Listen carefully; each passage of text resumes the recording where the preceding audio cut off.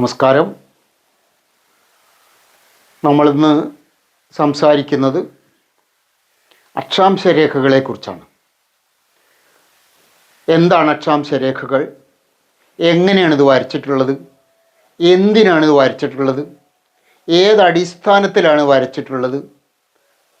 ഇത്തരം കാര്യങ്ങളാണ് നമ്മളിന്ന് ഈ ക്ലാസ്സിൽ വിശദീകരിക്കാൻ ഉദ്ദേശിക്കുന്നത്. നമ്മളൊരു ഗ്ലോബ് കയ്യിൽ വെക്കുകയാണെങ്കിലോ മേശപ്പുറത്ത് വെക്കുകയാണെങ്കിലോ അല്ലെങ്കിൽ ഒരു മാപ്പ് നമ്മൾ ചുമരിൽ തൂക്കുകയാണെങ്കിലോ അതിൻ്റെ ഈ ഭാഗം, മുകൾ ഭാഗം വടക്കായിരിക്കും, ഈ ഭാഗം തെക്കായിരിക്കും. ഈ ഭാഗം, അതായത് കേൾവിക്കാരുടെ വലത്തുഭാഗം, ഈ ഭാഗം കിഴക്കായിരിക്കും, ഇത് പടിഞ്ഞാറായിരിക്കും. ഭൂമി പടിഞ്ഞാറ് നിന്ന് കിഴക്കോട്ടാണ് കറങ്ങുന്നത്. പടിഞ്ഞാറ് നിന്ന് കിഴക്കോട്ട് കറങ്ങുന്നത് കൊണ്ടാണ് സൂര്യൻ കിഴക്ക് നിന്ന് പടിഞ്ഞാറോട്ട് സഞ്ചരിക്കുന്നതായി നമുക്ക് തോന്നുന്നത്. ഭൂമി പടിഞ്ഞാറ് നിന്ന് കിഴക്കോട്ട് കറങ്ങിക്കൊണ്ടിരിക്കുന്നത് കൊണ്ട് ഇത് സൂര്യനാണെന്ന് സങ്കല്പിച്ചാൽ ഭൂമി പടിഞ്ഞാറ് നിന്ന് കിഴക്കോട്ട് തിരിയുമ്പോൾ സൂര്യൻ പടിഞ്ഞാറോട്ട് സഞ്ചരിക്കുന്നതായി നമുക്ക് തോന്നാൻ അതാണ് കാരണം. ഭൂമി പടിഞ്ഞാറ് നിന്ന് കിഴക്കോട്ട് തിരിയുന്നത് കൊണ്ട്. ശുക്രനിലാണെങ്കിൽ ശുക്രൻ അതിൻ്റെ നേരെ എതിർദിശയിലാണ് കറങ്ങുന്നത്, അതായത് ഭൂമി തിരിയുന്നതിൻ്റെ നേരെ എതിർദിശയിൽ. അതുകൊണ്ട് ശുക്രനിൽ സൂര്യൻ ഉദിക്കുന്നത് പടിഞ്ഞാറും അസ്തമിക്കുന്നത് കിഴക്കുമാണ്. ഭൂമി പടിഞ്ഞാറ് നിന്ന് കിഴക്കോട്ട് തിരിയുന്നത് കൊണ്ടാണ് സൂര്യൻ കിഴക്കുദിക്കുകയും പടിഞ്ഞാറ് അസ്തമിക്കുകയും ചെയ്യുന്നത്.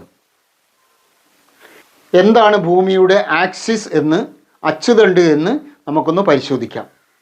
ഭൂമി ഇങ്ങനെ കറങ്ങിക്കൊണ്ടിരിക്കുന്ന സമയത്ത് ഇതാണല്ലോ ഭൂമധ്യരേഖ എന്ന് പറഞ്ഞാൽ ഉത്തര ധ്രുവത്തിൽ നിന്നും ദക്ഷിണ ധ്രുവത്തിൽ നിന്നും തുല്യ ദൂരമെടുത്ത് നമ്മളൊരു രേഖ വരച്ചാൽ, അല്ലെങ്കിൽ ഒരു വൃത്തം വരച്ചാൽ, രേഖ എന്ന് പറയുന്നത് ഒരു സൈഡ് മാത്രം എടുക്കുമ്പോൾ അതൊരു രേഖയായിരിക്കും. മൊത്തത്തിൽ ഭൂമിയുടെ വൃത്തമായി അത് മാറുന്നുണ്ട്. അപ്പോൾ ഭൂമധ്യരേഖ എന്നോ ഭൂമധ്യരേഖ വൃത്തം എന്നോ പറഞ്ഞാൽ മതി. അപ്പോൾ ഈ ഭൂമധ്യരേഖയിലാണ് ഭൂമി കറങ്ങുമ്പോൾ ഏറ്റവും കൂടുതൽ സ്പീഡുള്ളത്, വേഗതയുള്ളത്, സ്ഥലം കടന്നു പോകുന്നത്. എന്ന് പറഞ്ഞാൽ ഭൂമി കറങ്ങുന്നതിനനുസരിച്ച് പടിഞ്ഞാറുള്ള സ്ഥലം കിഴക്കോട്ട് സഞ്ചരിക്കുന്നു, പടിഞ്ഞാറുള്ള സ്ഥലം കിഴക്കോട്ട് സഞ്ചരിക്കുന്നു. അപ്പോൾ ഏറ്റവും കൂടുതൽ വേഗത ഉള്ളത് ഭൂമധ്യരേഖയിലായിരിക്കും. ഭൂമധ്യരേഖയിൽ നിന്ന് വടക്കോട്ട് പോകുന്നതിനനുസരിച്ച് വേഗത കുറഞ്ഞു കുറഞ്ഞു വരുന്നു. അതുപോലെ ഭൂമധ്യരേഖയിൽ നിന്ന് തെക്കോട്ട് പോകുന്നതിനനുസരിച്ച്, ഈ ഭാഗത്തേക്ക് വരുന്നതിനനുസരിച്ച് വേഗത കുറഞ്ഞു കുറഞ്ഞു വരുന്നു. അത് ഒരു പഠന സഹായിയുടെ സഹായത്താൽ നമുക്കത് കുറച്ചുകൂടി വിശദീകരിച്ച് കുറച്ചുകൂടി എളുപ്പം മനസ്സിലാകുന്ന രൂപത്തിൽ, ഇത് ഒരു കുടയാണ്, ഇത് ഒരു അർദ്ധഗോളമായി സങ്കല്പിക്കുക, ഒരു പകുതി ഗോളം, ഇത് ഉത്തരാർദ്ധഗോളമായി സങ്കല്പിക്കുക. കുട വേറൊരു കുട എടുത്ത് ഇങ്ങനെ വെച്ചാൽ അത് ദക്ഷിണാർദ്ധഗോളവുമായി സങ്കല്പിക്കുക. അപ്പോൾ ഭൂമി പടിഞ്ഞാറ് നിന്ന് കിഴക്കോട്ട് തിരിയുന്നതായി കരുതുക. ഇവിടെ നോക്കൂ നിങ്ങൾ, ഈ ഭൂമധ്യരേഖാ പ്രദേശത്ത് ആണ് ഏറ്റവും കൂടുതൽ വേഗതയുള്ളത്. 1650 km/h ഒരു മണിക്കൂറിൽ സഞ്ചരിക്കുന്നുണ്ട്. ഭൂമധ്യരേഖയിൽ നിന്ന് വടക്കോട്ട് ഒരു 60 ഡിഗ്രി വടക്ക് എത്തുന്ന സമയത്ത് അവിടുത്തെ വേഗത 840 km. ഉത്തര ധ്രുവത്തിൽ 0 സ്പീഡാണ് എന്ന് പറഞ്ഞാൽ അവിടെ നിന്ന് കറങ്ങുന്നേ ഉള്ളൂ, സ്ഥലം കടന്നു പോകുന്നില്ല. അതേസമയം ഭൂമധ്യരേഖയിൽ വളരെ വേഗത്തിൽ സ്ഥലം കടന്നു പോകുന്നു. വടക്കോട്ട് പോകുന്നതിനനുസരിച്ച് വേഗത കുറഞ്ഞ് കുറഞ്ഞ് ഉത്തര ധ്രുവത്തിലെത്തുന്ന സമയത്ത് അവിടെ സ്ഥലം കടന്നു പോകുന്നില്ല, അവിടെ നിന്ന് കറങ്ങുകയാണ് ചെയ്യുന്നത്. അവിടെ 0 സ്പീഡാണ്. അതേപോലെ ദക്ഷിണ അർദ്ധഗോളത്തിലും അതാണ് സ്ഥിതി. അവിടെയും ദക്ഷിണ ധ്രുവത്തിൽ നിന്ന് കറങ്ങുന്നേ ഉള്ളൂ, സ്ഥലം കടന്നു പോകുന്നില്ല. ഇങ്ങനെ സ്ഥലം കടന്നു പോകാത്ത എന്ന് പറഞ്ഞാൽ വേഗത തീരെയില്ലാത്ത അല്ലെങ്കിൽ സ്ഥലം കടന്നു പോകാത്ത ഒരു ബിന്ദു, ഒരു സ്പോട്ട് ഉത്തര ധ്രുവത്തിലും അതേപോലെ ഒരു ബിന്ദു ദക്ഷിണ ധ്രുവത്തിലുമുണ്ട്, അല്ലെങ്കിൽ ഒരു ഭാഗം വടക്കുമുണ്ട്, തെക്കുമുണ്ട്. ഈ രണ്ട് സ്ഥലങ്ങളെ ഉള്ളിലൂടെ യോജിപ്പിക്കുന്ന സാങ്കല്പിക രേഖയാണ് ആക്സിസ് അല്ലെങ്കിൽ അച്ചുതണ്ട്. ഇനി എന്തിനാണ് ഈ അക്ഷാംശ രേഖകൾ വരക്കുന്നത്? ഭൂഗോളത്തിൽ നമുക്ക് കാണാം ഇങ്ങനെ വരച്ച വരകൾ, എന്ന് പറഞ്ഞാൽ കിഴക്കു പടിഞ്ഞാറായി വരച്ച വരകൾ, അതേപോലെ വടക്ക് തെക്കായി വരച്ച വരകൾ കാണാം. ഇതിനെയാണ് നമ്മൾ രേഖാംശ രേഖ എന്ന് പറയുന്നത്. ഈ കിഴക്ക് പടിഞ്ഞാറായി വരച്ച വരകളെയാണ് നമ്മൾ അക്ഷാംശ രേഖകൾ എന്ന് പറയുന്നത്.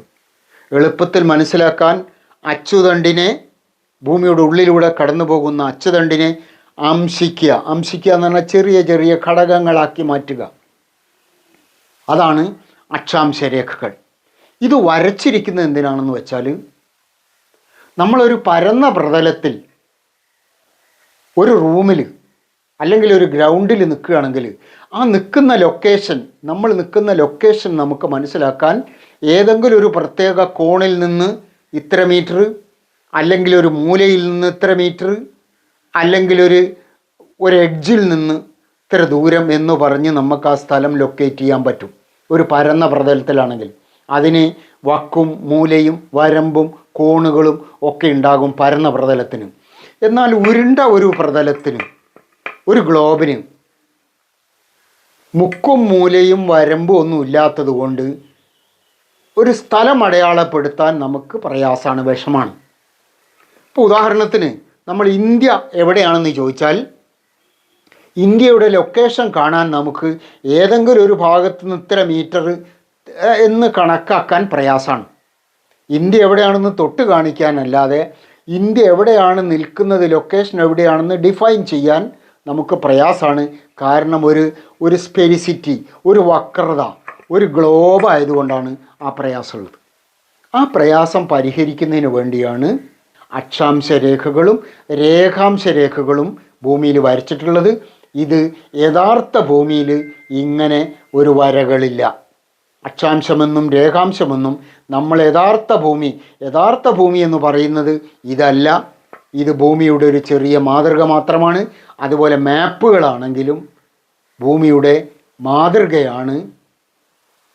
അത് യഥാർത്ഥ ഭൂമി എന്ന് പറയുന്നത് നമ്മളെ കാലിന് ചുവട്ടിൽ നമ്മൾ ചവിട്ടി നിൽക്കുന്ന ഭൂമിയാണ് യഥാർത്ഥ ഭൂമി. ആ യഥാർത്ഥ ഭൂമിയിൽ ഇങ്ങനെ അക്ഷാംശമെന്നും രേഖാംശമെന്നും എവിടെയും രേഖപ്പെടുത്തിയിട്ടില്ല. ഇനി എന്തടിസ്ഥാനത്തിലാണ് ഈ അക്ഷാംശ രേഖകൾ വരക്കുന്നത് എന്ന് നോക്കാം. നമ്മൾ ഭൂമിയെ ശരിക്കും മുറിക്കുകയാണെങ്കിൽ, ഭൂമിയുടെ ഉൾഭാഗത്ത്, ഭൂമിയുടെ കോർ, അകക്കാമ്പ് എന്ന് പറയുന്ന സ്ഥലത്തു നിന്നാണ് ശരിക്ക് ഈ ഡിഗ്രികൾ ആരംഭിക്കുന്നത്. അത് ഉപരിതലത്തിലാണ് നമ്മൾ വരയായി സങ്കല്പിച്ച് വരക്കുന്നതെങ്കിലും യഥാർത്ഥത്തിൽ അതിൻ്റെ ആംഗിൾ ആരംഭിക്കുന്നത് ഭൂകേന്ദ്രത്തിൽ നിന്നാണ്. ഇവിടെ നോക്കൂ, ഞാനൊരു ഹാർഡ് ബോർഡ് വൃത്താകൃതിയിൽ കട്ട് ചെയ്തതാണ്. എന്നിട്ട് അതിൻ്റെ ഒരു സൈഡ് ഞാനിതാ വെറുതെ ചെറിയ ഒരു കട്ടിങ് ഉണ്ടാക്കിയിട്ടുണ്ട്. അതുപോലെ മറ്റൊരു ഹാർഡ് ബോർഡിൻ്റെ കഷ്ണവും അതേപോലെ കട്ട് ചെയ്ത് വെച്ചിട്ടുണ്ട്. ഇനി ഇത് രണ്ടും കൂടി ഞാനിത് യോജിപ്പിക്കുകയാണ്.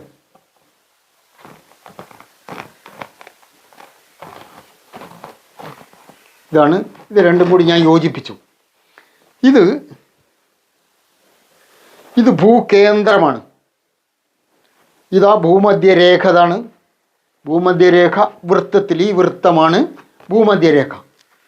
ഈ ശരിക്കും ആംഗിൾ ആരംഭിക്കുന്നത് ഭൂകേന്ദ്രത്തിൽ നിന്നാണ്.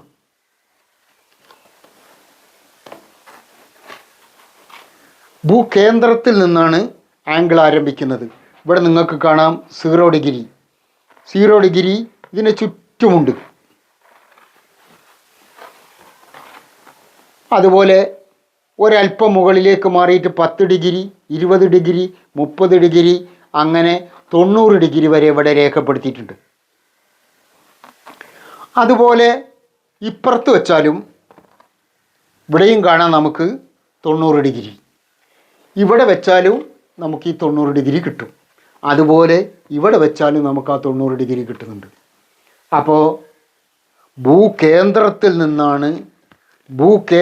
നിന്നാണ് നേരെ വരച്ചിട്ട് ഭൂമിയുടെ ഉപരിതലത്തിൽ ആ വരത്തക്ക രീതിയിൽ നമ്മൾ അക്ഷാംശങ്ങൾ വരക്കുന്നത്. 150 ഡിഗ്രി രേഖപ്പെടുത്തിയതാണിത്. അത് ഇവിടെ വെച്ചാൽ നോക്കൂ, ഭൂമധ്യരേഖ 0 ഡിഗ്രിയാണ്.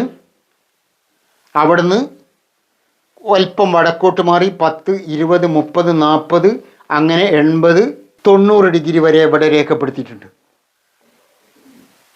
അതുപോലെ ഈ സൈഡും 90 ഡിഗ്രി രേഖപ്പെടുത്തിയിട്ടുണ്ട്. നമ്മൾ അക്ഷാംശ രേഖകൾ വരക്കുന്നതിനെ കുറിച്ച് സംസാരിച്ചു കഴിഞ്ഞു. ഇനി നമുക്ക് പ്രധാനപ്പെട്ട അക്ഷാംശ രേഖകൾ മാത്രമാണ് നമ്മൾ ഭൂഗോളത്തിലും മാപ്പിലുമൊക്കെ പേര് കൊടുത്തിട്ടുള്ളത്. 1 ഡിഗ്രിയിൽ ഒരു വര വെച്ച് വരക്കുകയാണെങ്കിൽ അക്ഷാംശ രേഖകൾ ധ്രുവപ്രദേശത്ത് ഒരു ബിന്ദുവാണ്. ഒരു വര വരക്കാൻ അവിടെ സാധ്യമല്ല. അതായത് ഒരു അക്ഷാംശ രേഖ ഉത്തര ധ്രുവത്തിൽ ഒരു ബിന്ദുവായിരിക്കും, ദക്ഷിണ ധ്രുവത്തിൽ ഒരു ബിന്ദുവായിരിക്കും. അപ്പം നമുക്ക് മൊത്തം വരകൾ 1 ഡിഗ്രിയിൽ ഒരു വര വെച്ച് വരക്കുകയാണെങ്കിൽ, അല്ലെങ്കിൽ ഒരു വൃത്തം വെച്ച് വരക്കുകയാണെങ്കിൽ ഈ 150 ഡിഗ്രിയിൽ മൊത്തം 178 വരകളുണ്ടാവും. അതായത് 1 ഡിഗ്രിയിൽ ഒരു രേഖ വെച്ച് ഒരു അക്ഷാംശം വെച്ച് വരക്കണമെങ്കിൽ 178 വരകളുണ്ടാവും. അത് മാപ്പിലും ഗ്ലോബിലും ഒക്കെ ഒരു വൃത്തികേടിന് കാരണമാകും. അതുകൊണ്ടാണ് പ്രധാനപ്പെട്ട രേഖകൾ മാത്രം 10 ഡിഗ്രി ഇടവിട്ട് അല്ലെങ്കിൽ 15 ഡിഗ്രി ഇടവിട്ട് മാത്രം നമ്മൾ മാപ്പിലും ഗ്ലോബിലും ഒക്കെ വരക്കുന്നത്. ഇനി ആർക്കെങ്കിലും ഒരാൾക്ക് 1 മിനിറ്റിന് കണക്കാക്കി ഒരു വര അല്ലെങ്കിൽ ഒരു അക്ഷാംശ രേഖ വരക്കണമെങ്കിൽ ആകെ 150 ഡിഗ്രിയിൽ 10,680 വരകൾ വേണമെങ്കിൽ നമുക്ക് വരക്കാം. അത് ഭൂഗോളത്തിലും മാപ്പിലും ഒക്കെ ഒരുപാട് വരകളെ കൊണ്ടുള്ള ഒരു പ്രശ്നമുണ്ടാകും, വൃത്തികേടായിരിക്കും. വേണമെങ്കിൽ വരക്കാവുന്നത് എന്ന് മാത്രമാണ് ഞാൻ പറയുന്നത്. ഇനി അതല്ല, ഓരോ ഡിഗ്രിയെയും 60 സെക്കൻഡായി വിഭജിച്ചിട്ടുണ്ട്. ഓരോ സെക്കൻഡിലും ഒരു വര വെച്ച് വരക്കണമെന്ന് ആർക്കെങ്കിലും ആഗ്രഹമുണ്ടെങ്കിൽ, ആവശ്യമുണ്ടെങ്കിൽ അവർക്കും അത് വരക്കാവുന്നതാണ്. അങ്ങനെ വരക്കുമ്പോൾ മൊത്തം 6,40,800 വരകൾ വേണമെങ്കിൽ വരക്കാം. ഉത്തര ധ്രുവം മുതൽ ദക്ഷിണ ധ്രുവം വരെ ഓരോ സെക്കൻഡ് കണക്കാക്കി എന്ന് പറഞ്ഞാൽ 1 ഡിഗ്രിയുടെ 60 ഡിഗ്രി വെച്ച് വരക്കുകയാണെങ്കിൽ 6,40,800 വരകൾ വേണമെങ്കിൽ വരക്കാവുന്നതാണ്. പക്ഷെ അത് സാധാരണ മാപ്പിലും ഗ്ലോബിലും വരക്കാറില്ല എന്ന് മാത്രം. ഇനി പ്രധാനപ്പെട്ട അക്ഷാംശ രേഖകൾ ഏതാണെന്ന് നോക്കാം. ഭൂമധ്യരേഖയിൽ നിന്ന് വടക്ക് 23.5 ഡിഗ്രി വടക്കും 23.5 ഡിഗ്രി തെക്കും വരുന്ന അക്ഷാംശ രേഖകൾക്കാണ് പേര് കൊടുത്തിട്ടുള്ളത്. ഭൂമധ്യരേഖയിൽ നിന്ന് വടക്കുള്ളതിനെ ഉത്തരായന രേഖ എന്നും തെക്കുള്ളതിനെ ദക്ഷിണായന രേഖ എന്നും വിളിക്കും. അതുപോലെ 66.5 ഡിഗ്രി വടക്കുള്ളത്, 66 ഡിഗ്രി വടക്കുള്ളതിനെ 66 ഡിഗ്രി തെക്കുള്ളതിനെയും പേര് കൊടുത്തിട്ടുണ്ട്. 66 ഡിഗ്രി വടക്കുള്ളതിനെ ആർട്ടിക് വൃത്തം അല്ലെങ്കിൽ ആർട്ടിക് സർക്കിൾ അല്ലെങ്കിൽ ആർട്ടിക് രേഖ എന്നും, തെക്കുഭാഗത്ത് 66 ഡിഗ്രി തെക്കുള്ളതിനെ അന്റാർട്ടിക് രേഖ, അന്റാർട്ടിക് വൃത്തം എന്നും പറയും. ഉത്തര ധ്രുവത്തിന് വടക്കുള്ള 90 ഡിഗ്രി വടക്കുള്ളതിനെ ഉത്തര ധ്രുവം എന്നും തെക്കുള്ളതിനെ ദക്ഷിണ ധ്രുവം എന്നും പേര് കൊടുത്തിട്ടുണ്ട്. ഇനി എന്താണ് ഈ 23.5 ഡിഗ്രി വടക്കും 66 ഡിഗ്രി വടക്കുമുള്ളതിൻ്റെ പ്രത്യേകത എന്ന് നമുക്ക് നോക്കാം. നമ്മളെ ഭൂമി 23.5 ഡിഗ്രി ചരിഞ്ഞിട്ടാണ്. എന്ന് പറഞ്ഞാൽ നേരെയല്ല, 23.5 ഡിഗ്രി ചരിഞ്ഞിട്ടാണ് നമ്മളെ ഭൂമിയുള്ളത്. ആ 23.5 എങ്ങനെയാണ് കണക്കാക്കുന്നതാണ് നമുക്ക് നോക്കാനുള്ളത്. എന്തടിസ്ഥാനത്തിലാണ് 23.5 എന്ന് പറയുന്നത്? ഇതാണ് ഉത്തര ധ്രുവവും ദക്ഷിണ ധ്രുവവും ലംബമായി കൊടുത്തിട്ടുള്ളത്. ഇവിടെ നിന്നാണ് 23.5 ഡിഗ്രി ചരിവുള്ളത്. ഇതാണ്, ഈ ആംഗിളാണ്, ലംബത്തിൽ നിന്നാണ് 23.5 ഡിഗ്രി ചരിവ് വരുന്നത്. ലംബത്തിൽ നിന്ന് 23.5 ഡിഗ്രിയാണ് ചരിവ് വരുന്നത്. അതേസമയം ഭൂമിയുടെ ഈ പ്രതലത്തിൽ നിന്ന് എന്ന് പറഞ്ഞാൽ സൂര്യനെ ചുറ്റുന്ന പ്രതലം, പ്ലെയിൻ, അവിടെ നിന്നാണ് കണക്കാക്കുന്നതെങ്കിൽ, അവിടെ നിന്നാണ് ഡിഗ്രി കണക്കാക്കുന്നത് എങ്കിൽ 66.5 ചരിവ്. അപ്പൊ ലംബത്തിൽ നിന്ന് 23.5 ഡിഗ്രിയും പ്രതലത്തിൽ നിന്ന് 66.5 ഡിഗ്രിയുമാണ് ചരിവ്. അങ്ങനെയാണ് ആ ഡിഗ്രി കണക്കാക്കുന്നത്. അത് ഭൂമിയുടെ ചരിവാണ്. Pluto 98 degree ചരിഞ്ഞിട്ടാണ്. നമ്മൾ ഭൂമിയെക്കുറിച്ച് മാത്രമാണ് ഇപ്പോൾ സംസാരിക്കുന്നത്. അതുകൊണ്ട് ഭൂമിയുടെ ചരിവ് 23.5 ഡിഗ്രിയാണ്. അത് ലംബത്തിൽ നിന്നുള്ള ചരിവാണ്. ലംബത്തിൽ നിന്നുള്ള ചരിവാണ് 23.5 ഡിഗ്രി. പ്രതലത്തിൽ നിന്നാണെങ്കിൽ 66.5 എന്നും പറയും. അപ്പോൾ ചില പുസ്തകങ്ങളിൽ, ടെക്സ്റ്റ് ബുക്കുകളിൽ 66.5 ചരിവ് എന്നും ചില പുസ്തകത്തിൽ 23.5 ഡിഗ്രി ചരിവും എന്ന് കൊടുത്തിട്ടുണ്ട്. അത് 23.5 എന്ന് പറയുന്നത് ഈ ഉത്തര ധ്രുവത്തിൽ നിന്ന് ഉള്ള ചരിവാണ് പറയുന്നത്. ഇത് 66.5 പ്രതലത്തിൽ നിന്ന് എന്ന് പറഞ്ഞാൽ സൂര്യനെ ചുറ്റുന്ന പ്രതലം, പ്ലെയിൻ, അവിടെ നിന്ന് കണക്കാക്കുകയാണെങ്കിൽ 66 ഡിഗ്രിയുമാണ് ചരിവ്. സാധാരണ രീതിയിൽ 23.5 ഡിഗ്രി ചരിവ് എന്നാണ് പറയാറുള്ളത്.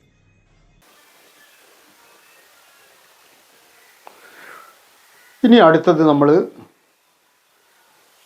അക്ഷാംശ രേഖകൾ വരക്കുന്നത് എങ്ങനെയാണ് എന്ന് നമുക്ക് മനസ്സിലാക്കാം. ഈ ഉത്തര ധ്രുവത്തിൽ നിന്ന് തുല്യ അകലമെടുക്കുക. അതുപോലെ ദക്ഷിണ ധ്രുവത്തിൽ നിന്നും തുല്യ അകലമെടുത്താൽ നമുക്ക് ഈ ഗ്ലോബിൻ്റെ മധ്യഭാഗം കിട്ടും. ആ മധ്യഭാഗത്ത് കൂടി വരക്കുന്ന രേഖയാണ് ഭൂമധ്യരേഖ എന്ന് പറയുന്നത്. അത് 0 ഡിഗ്രി ആയിരിക്കും. എന്ന് പറഞ്ഞാൽ ഭൂകേന്ദ്രത്തിൽ നിന്ന് 0 ഡിഗ്രി, 0 ഡിഗ്രി എന്ന് പറഞ്ഞാൽ ഡിഗ്രി എന്നാൽ ചരിവ് എന്നാണ് ആ വാക്കിൻ്റെ അർത്ഥം. അപ്പം ചരിവില്ലാത്ത ഭൂമിയുടെ കേന്ദ്രത്തിൽ നിന്ന് ഭൂമിയുടെ ഉപരിതലത്തിലേക്ക് 0 ഡിഗ്രിയിൽ, 0 ഡിഗ്രിയിൽ വരച്ചിരിക്കുന്ന വരയാണ്. അതിൻ്റെ ഒരു ഭൂമിയുടെ ഉപരിതലത്തിൽ വരക്കുന്ന വരയാണ് ഭൂമധ്യരേഖ എന്ന് പറയുന്നത്. ഇവിടെ നിന്ന് ഈ പകുതിയെ, ഈ വടക്കു ഭാഗത്തുള്ള പകുതിയെ ഉത്തരാർദ്ധഗോളമെന്നും തെക്കു ഭാഗത്തുള്ള പകുതിയെ ദക്ഷിണാർദ്ധഗോളം എന്നാണ് പറയുക.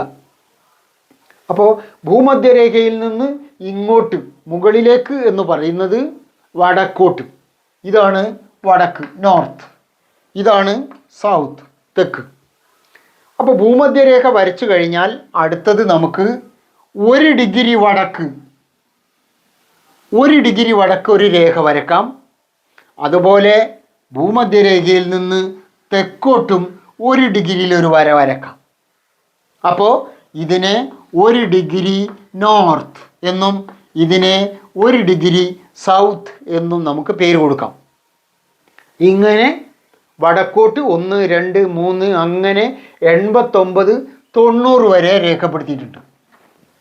90 ഡിഗ്രിയാണ് ഉത്തര ധ്രുവം, ഏറ്റവും വടക്കേ അറ്റം. അതുപോലെ 90 ഡിഗ്രിയാണ് തെക്ക്, ദക്ഷിണ ധ്രുവം.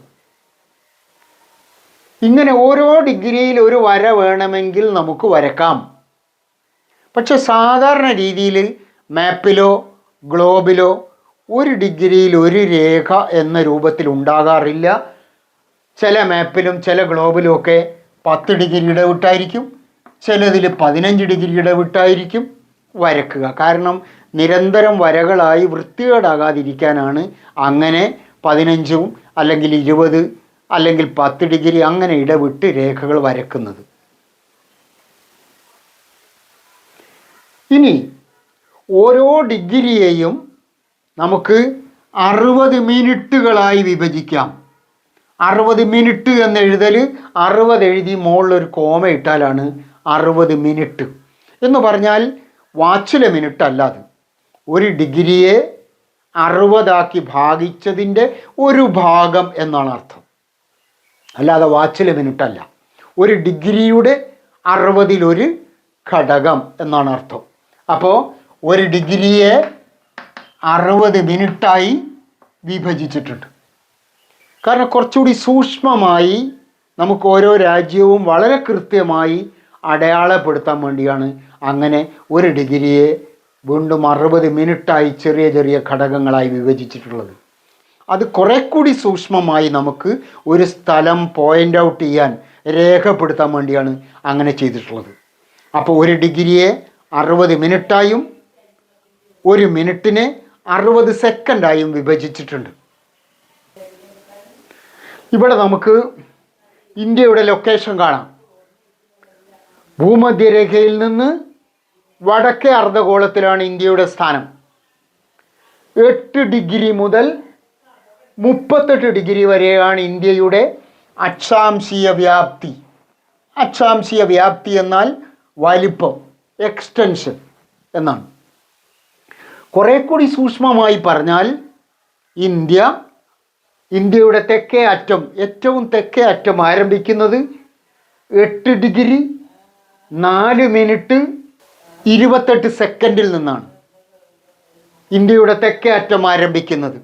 വെറും 8 ഡിഗ്രി എന്ന് പറഞ്ഞാൽ സൂക്ഷ്മമായി നമുക്ക് വളരെ കൃത്യമായി ആ ഇന്ത്യയുടെ തെക്കേ അറ്റം നമുക്ക് കിട്ടാത്തത് കൊണ്ടാണ് നമ്മൾ കുറെ കൂടി സൂക്ഷ്മമായി കൃത്യമായി 8 ഡിഗ്രി 4 മിനിറ്റ് 28 സെക്കൻഡിൽ നിന്നാണ് ഇന്ത്യയുടെ തെക്കേ അറ്റം ആരംഭിക്കുന്നത്. അപ്പോൾ ഇന്ത്യയുടെ ലൊക്കേഷൻ, തെക്കേ അറ്റത്തെ ലൊക്കേഷനാണ് നമ്മളിപ്പോൾ ഈ പറഞ്ഞത്. ഇന്ത്യയുടെ വടക്കേ അറ്റം 37 ഡിഗ്രി 6 മിനിറ്റ് 53 സെക്കൻഡ്. അതാണ് ഇന്ത്യയുടെ അക്ഷാംശീയ വ്യാപ്തി.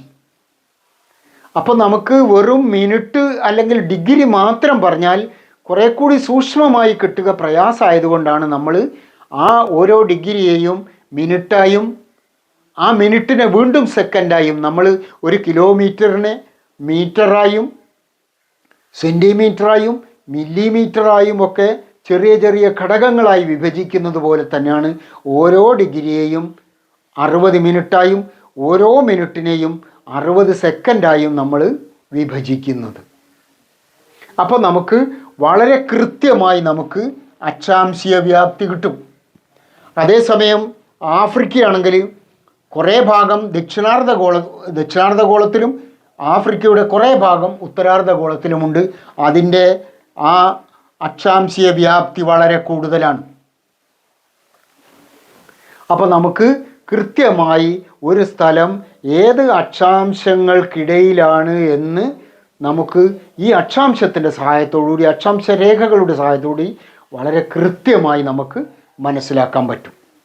അങ്ങനെ ഓരോ രാജ്യവും ഇന്ന ഇന്ന അക്ഷാംശങ്ങൾക്കിടയിലാണെന്ന് നമുക്ക് പറഞ്ഞാൽ ആ രാജ്യത്തിൻ്റെ വടക്ക് തെക്കായിട്ടുള്ള അതിര് നമുക്ക് കിട്ടും.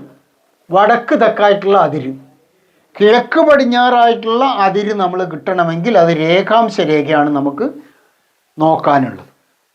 അപ്പോൾ നമുക്ക് അക്ഷാംശ രേഖകൾ എങ്ങനെയാണ് വരക്കുന്നതെന്നും